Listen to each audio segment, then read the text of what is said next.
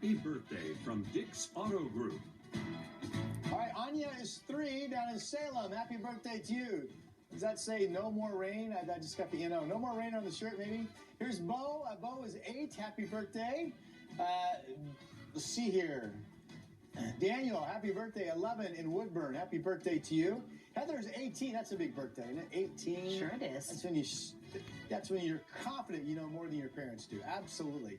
18 right there. 16. Kyle is 21. Kyle's wondering, did his parents go to school at all? 21. Now you're at that age. Happy birthday to you. What? Well, when you're a young adult, yeah, okay, moving on. Here's Gabe, 36. Happy birthday. Good, strong name there. Kathy's 39 in Tiger. Beautiful lady. Happy birthday to you. And then there is, I'm going to say Lois May. Is that what you would say? Aww. Yeah, Lois May. Beautiful name there. 90. Happy birthday. Boy, she's a beautiful lady, too. Happy birthday at birthday-pix@kgw.com. Did your parents go to college?